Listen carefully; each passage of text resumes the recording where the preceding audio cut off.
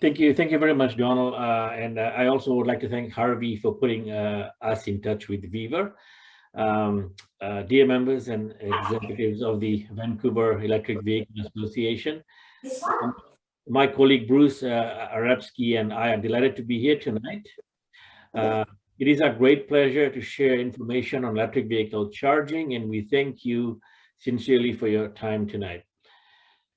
We have been in the vehicle charging space for the last 4 to 5 years, and wow, what a change we see now on a daily basis as far as the adoption of EVs are concerned.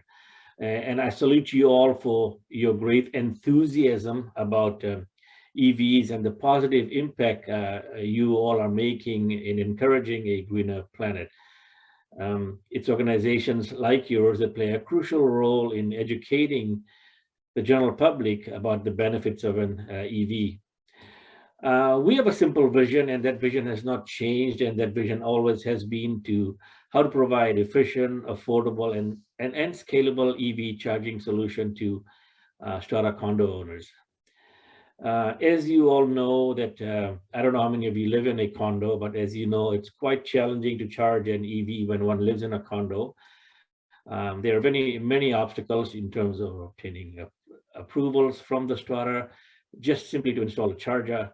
Who pays for the infrastructure in this time, a day and age of high, ever escalating capital costs, and then who, in the end, pays for the cost of energy when everything in the parkade, which is common property, is tied to the house panel and not to the individual strata lot. So it kind of makes it really cumbersome and complicated to do all these things and achieve the goal of getting a charger in every stall. Over the past 4 to 5 years, we have been in the trenches developing solutions to problems of EV charging that I've already mentioned. And I'm pleased to advise that, as we've moved along in the last 4 to 5 years, we have really come up with solutions and solve these problems. And we will walk your association tonight in tonight's presentation with our unique solution, which makes EV charging, especially living in a condo, a reality. The goal for tonight's presentation is to inform and arm you with the necessary information about EV charging as it relates to strata living. It is our hope that you will gain more information and become more knowledgeable about EV charging as far as strata living, condo living is concerned. We will welcome questions during the presentation, but generally we see that if you hold off, most of the questions are answered in our presentation. But in the end, we will open the floors for question and answer from any of you members. So without further ado, I would now hand over to my colleague, Bruce, who will briefly introduce himself and walk you through the presentation. Over to you, Bruce. Thank you. Thanks, Sanjay. So yeah, as Sanjay mentioned, we're here to equip with information and knowledge. The presentation is brief on many topics. I ramble through things fairly quickly because most of it is just kind of high level. I don't definitely, we don't mean to be insulting to anybody's intelligence or knowledge in the space. You're obviously all early adopters and kind of get the space. But we like to set the bar to a point where everybody in layman's term can kind of understand the challenges that we're facing and why the solutions are actually unique and valuable to most notably to strata owners in BC. BC does have the largest strata population in Canada, by percentage. So it's something that this kind of hits home to a lot of people. So that being said, again, I'll quickly go through it, but so just to review, obviously the problem is climate change, sustainability, and pollution. The need is for alternatives to fossil fuels. The future, even in BC and Canada, is solar, it's wind, it's hydroelectric, and it's energy storage. All these things aren't really a reality in Canada to any great extent without huge subsidies from the government, mainly because our energy is so cheap. At 11 or 12 cents a kilowatt hour, we are the envy of the world, having some of the most cheap energy costs on the planet. But in reality, the world is going electric. We're seeing that trend everywhere, and most notably here in Canada, and even more so in BC. We look at the transportation sector. The government has mandated electric car adoption. All new car sales in Canada must be electric by 2035. Obviously a big change. After a home, normally a vehicle is a lot of people's second biggest expense. So we're looking at reconfiguring the second biggest expense for most people. And what we hear now is that most people are considering the next vehicle to be electric. A lot of people are kind of waiting for that next model or specific brand to come out in their electric version. But most people kind of are holding off buying a new vehicle until their electric vehicles available. And in reality, the auto industry is also going electric. Everybody's kind of moved and announced that they're electrifying their fleets. So basically, we're seeing a trend going from the pump to the plug. So in reality, we'll be charging vehicles basically in three areas. EV recharging will either be done at home, it'll be done at work, or it'll be done on the go. And these three categories kind of present all different challenges to the grid, to people's lifestyle, and obviously to where you live, work, and travel. So the big question is the property ready? Is your property ready? And if not, what does it take to get it ready? We'll quickly just talk about charging levels. Popular up to a couple years ago was just level 1 charging. Basically, with a level 1 trickle charger, most vehicles come with a level 1 charger. Uses a regular wall outlet. You get about 7 kilometers of range in that category.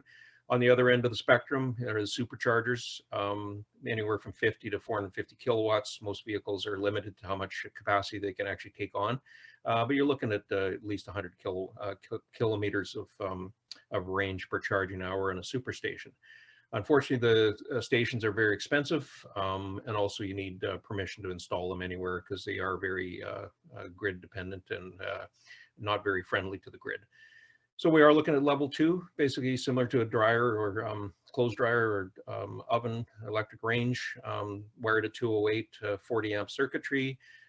They deliver about 40 kilometers of range per hour, depending on the type of vehicle that somebody owns.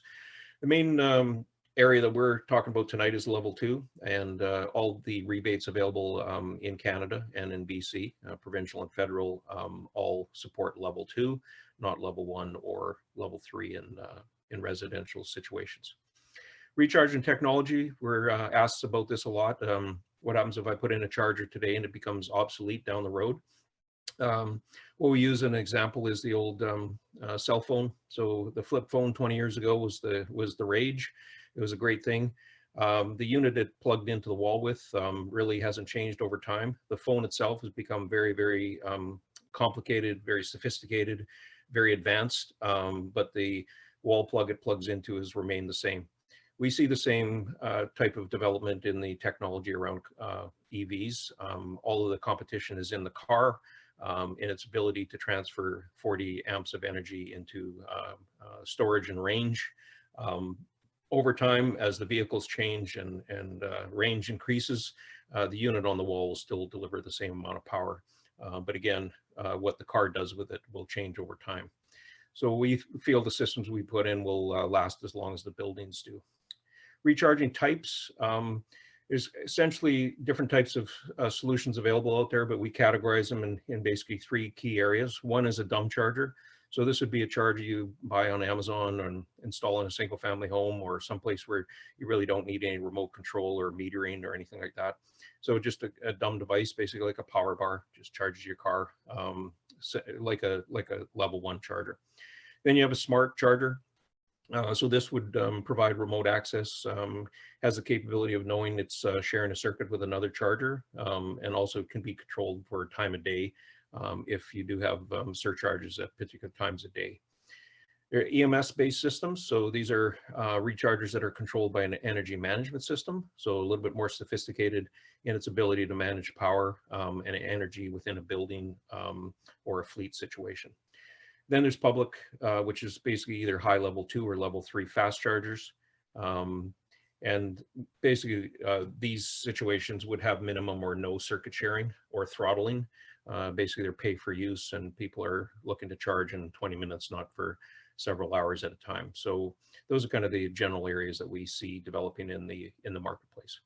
So recharging challenges, basically in single family homes and townhomes, what we see, the vast majority of homes kind of feature the same type of issue. One is capacity. So many residential electrical panels just cannot support a new dedicated 40 amp breaker and circuit for an EV charger. What we see is a lot of electrical panels have, people have added AC or a hot tub or, you know, a basement suite, and the electrical panels just doesn't have capacity. So what we see as a very common solution is adding a demand controller. And a demand controller in a single family home will basically monitor the panel's energy load.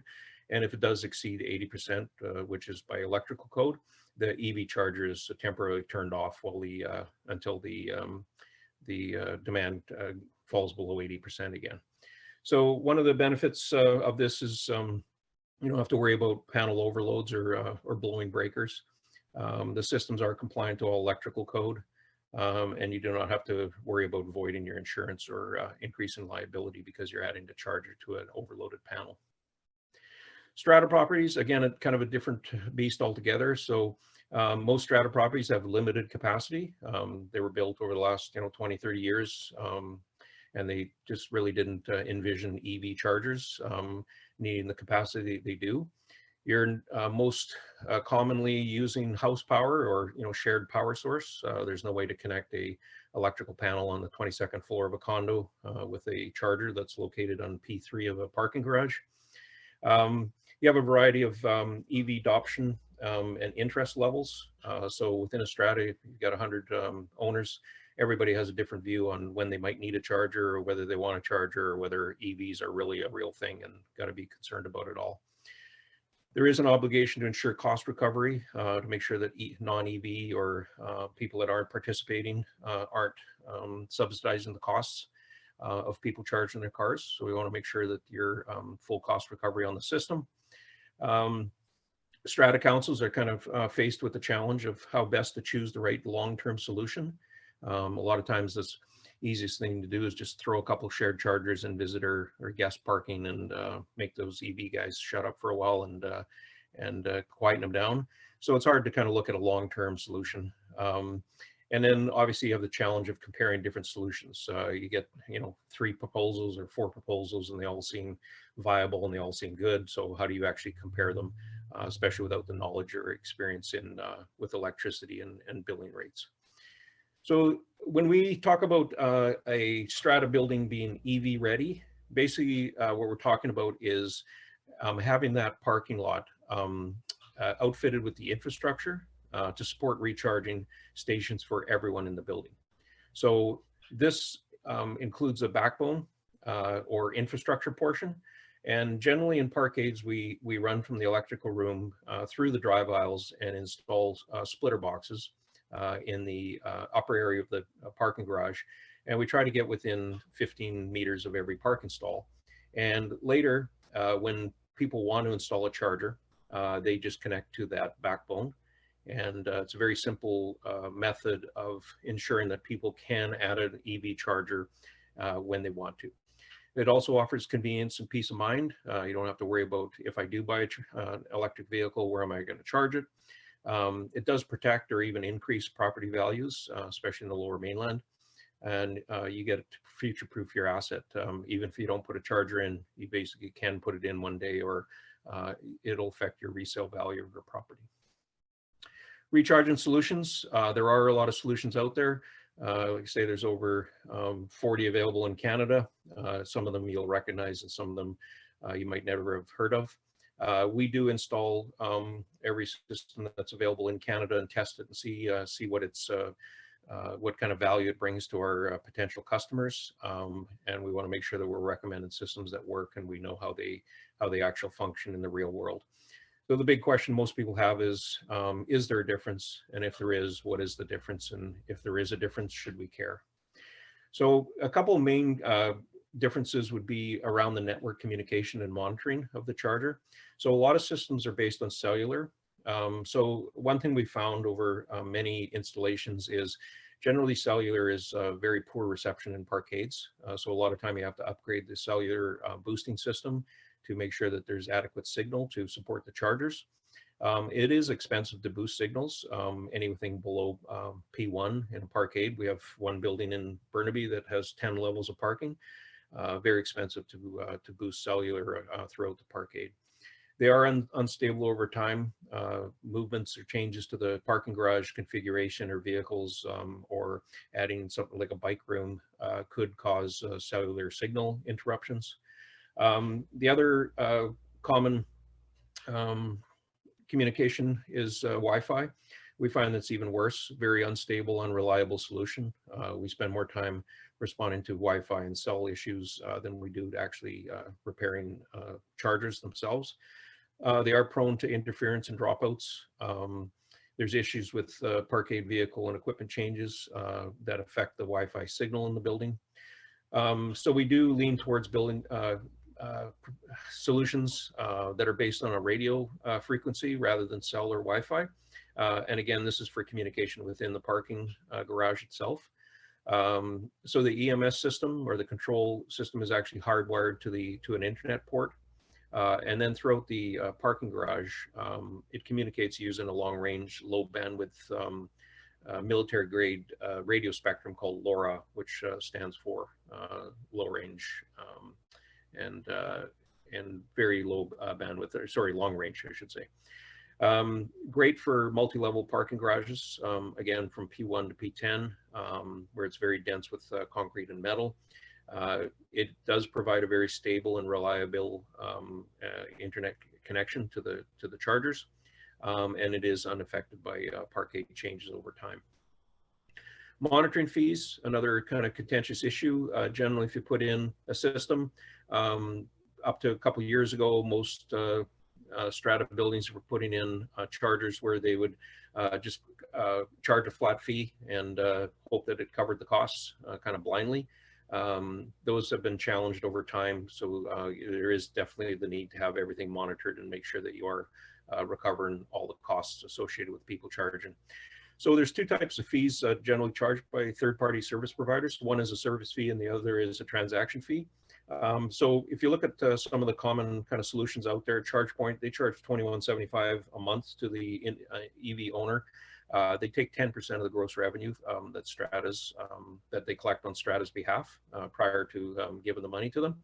Hypercharge, a relatively new player in the marketplace, charges $21 a month to the user. They take 12% of gross revenue. OCCP, which is third party, so this would be like a Switch or ChargeLab. They charge $17.50 a month and take 15% of gross revenue. Flow charge $12.50 a month, 15% of revenue. And then Unico Power, the EV EMS system that we're big fans of for residential parking garages. They charge $21.95 a month, and they take zero of the gross revenue that they collect on Strata's behalf. So the energy management system, we think this is a key element, especially in Strata properties. We wouldn't recommend this for public access or retail, commercial. Sometimes we recommend it in fleet situations. But the key element of energy management systems is an ability to manage energy in relation to EV charging. So if we look at the demand curve of a building, this is over a 24-hour period. The green represents the demand curve and the usage. So this is the energy used to run the building throughout a day. So the energy consumed, highlighted in green, you're generally going to pay around 11 cents a kilowatt hour. And all Strata buildings in British Columbia are on the same rate grid as either commercial or industrial, where you pay it by two levels.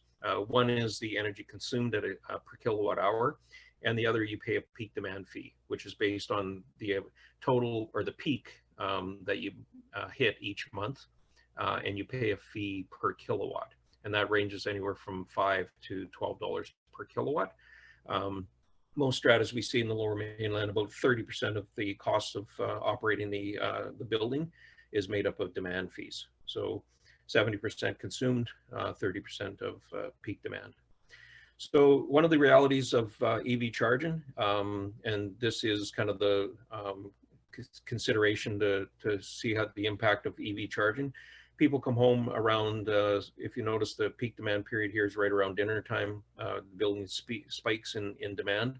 So you have 10 EVs coming home around the dinner hour. They all plug in, every car is going to take 100% of energy available to them. So the green line, the energy consumed, really doesn't change much because they're not taking that much energy. But if you notice the impact to the demand, or the peak demand, has been driven up substantially just by the charging over the wrong period of time. So this has a definite impact on the cost of charging. And this alone right here, based on 25 EVs, all charging over the peak demand of the building, would equal an extra $2,000 a month to the Strata's energy bill. Again, you'd be collecting all of the energy consumed from the car or from the owner, but your demand fee is going to go up for the building by a couple $1,000s. We've witnessed this in a number of buildings in Vancouver that put in either dumb or smart chargers that have operated over peak demand and driven these costs up. One building had over $4,000 of peak demand being driven on a monthly basis. So the reason we like the energy management system and recommend it in strata buildings is basically the EMS system monitors this. It knows the peak demand level of the building from historic records. We use the last 12 months. And essentially what it does is it won't allow a charger to drive peak demand. And if you notice, it takes a little bit longer for the cars to charge, but there is no peak demand surcharge because of cars being charged.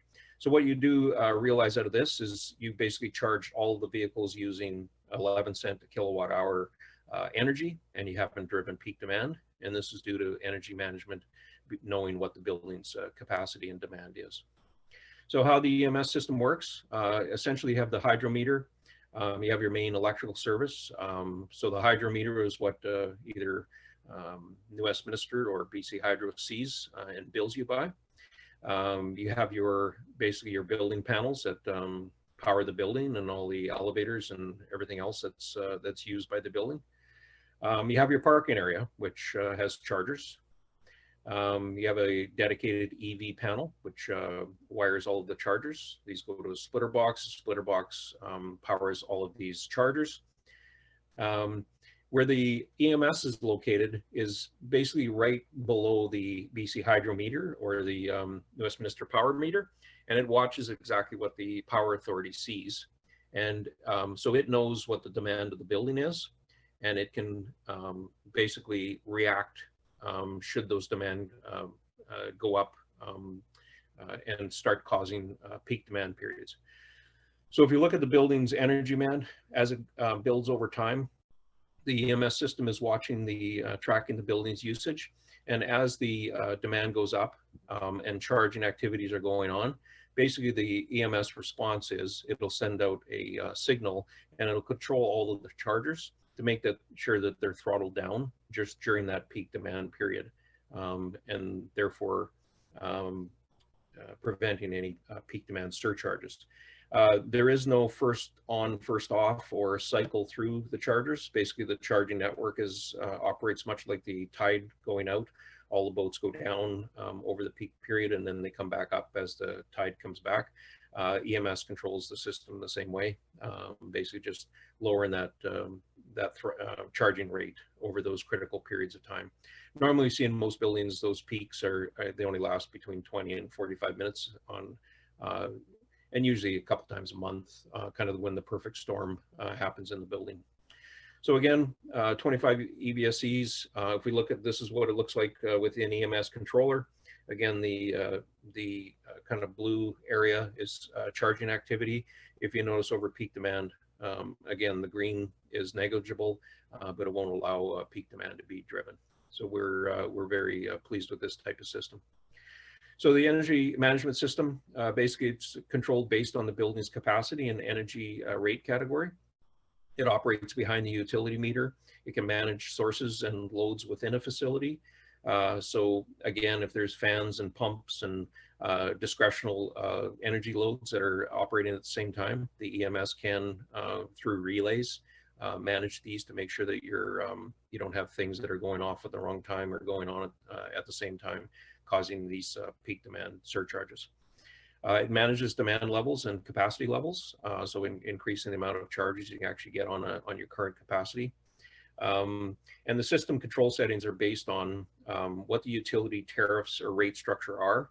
So the rate structure today could change tomorrow, and we recommend having a system capable of responding to those changes in the rate structures that will certainly change over time. It can manage and respond. Yeah, sorry about that. I'm sure I'll keep an eye on this side screen here if I go off again, but yeah, and yeah, so I think the key element is we brought together a team of, you know, Sanjay's got a rich background in strata policy and managing strata companies. And when you're dealing with stratas, it's a little bit different beast. You know, my background is, you know, kind of like trying to figure out the best solutions available. I've been heavily in this space for, you know, almost 5 years and just trying to find the best equipment out there. So, you know, kind of a natural synergy here to kind of do things together because we kind of bring a team of experts, you know, to the table. And really we are, you know, we play the long game. We look at it for the next 10 years. I try to get people to imagine every vehicle in Canada is electric, you know, and all of the rental fleets are electric. So you have a hotel. What does that look like to your hotel when everybody's coming there in electric vehicles? You know, do you want them to go down the street and charge at the rec center, you know, during the winter and things like that? So it's a very practical way to look at it, but I think it's very important that we kind of look ahead and instead of, we've gone into a lot of buildings and ripped out everything that's been put in there because it's been put in wrong, it's temporary, you know, think it out. And if you are going to put in something even temporary, make sure you don't have to go back and rip it out. So long-term planning again. So we're big on that. So again, I think this is where we got left off here. So again, EV system manages, it can manage a lot of different systems. Again, and this is a huge one, is that, you know, one thing guaranteed is they're going to change the way they charge for energy in Canada. Our prices are probably going to go up with taxes and whatnot, but they're going to find funky ways to charge for electricity. And you want to make sure you got a system that can react and try to mitigate those damages. So again, from demand charges, time of use, real-time pricing, the ability to respond to a demand response. These are all built into the EMS system that we propose. And again, it can manage and integrate other energy sources. So down the road, as we put in battery systems to not only to replace our diesel generators, but to help flatten some of the demand curves and make the energy cost even lower. Again, you want a system that can integrate down the road. And again, discretional loads like fans and pumps and motors. Most peak demand buildings are kind of created by that perfect storm where everything goes on at the same time and they really don't need to. So things like variable speed drives or alternating to make sure that nothing goes on at the same time is basically 101, but it certainly has a big impact on a building's energy cost. So again, recharge components. When somebody buys a charger and puts it in a residential strata parking stall, there's basically the charger itself. There's a cord hanger. We recommend a 25-foot charging cord to make sure it can reach a charging port, whether it's front or rear port, or whether you drive in or back into your stall. And again, with the universal J1772 nozzle, which will charge every vehicle sold in North America, including Teslas and Audis. And then some type of mechanical protection. We often recommend the wheel stop as being the least encumbersome to the parking stall rather than bollards or metal shrouds that might get in the way or be damaged by the vehicle. Rebates available. BC is very aggressive in the rebate program. Just as of April 1st, they increased the rebates available by $11,000. So BC and Quebec have the highest provincial rebates in Canada right now. It's made up of 3 rebates. One is the EV Ready plan. So they encourage strata buildings to create a plan, either using a consultant, an engineer, or a firm like us to do an EV Ready plan. They offer up to $3,000 for the creation of an EV Ready plan. There's the EV Ready infrastructure. So this covers 50% of the infrastructure portion, up to $80,000 per legal strata entity. And then there's a charger rebate as well, which is $4,400 per charger, up to a total of $25,000 per legal strata. So total rebates right now available in BC is $108,000 per strata based on the above criteria. The total rebates, regardless of if you stack up the federal, provincial, if you utilize as many as you can, at no time can the total rebates exceed 70% of the project cost. So kind of best case scenario, strata is still going to cover 30% of the project cost, but it's a pretty compelling reason to make buildings EV ready. Another key component of the rebates is that you can't do partial EV ready. Basically, EV ready is providing one charger for every residential unit. So if you have 200 residential units in your building and there's 250 parking stalls, the EV ready plan provides 200 chargers as part of the plan. Whether or not you put in chargers, as long as you put in 6 chargers on the initial phase, you qualify for $108,000 in rebates in total. So again, can we help? Our company, we basically have the experience. So we've put in several hundred of the EMS-based systems in the Lower Mainland of BC. We have buildings in your area that we've already done. You can talk to Strata council members, Strata management companies that have experience with us in the system. That's the best kind of form of #1 advertisement and referrals. We have the knowledge. Again, we know all the systems available in Canada, and we recommend the best, and we tell you why, and we don't mind putting competing solutions side by side and telling you why we'd recommend the solution that we do.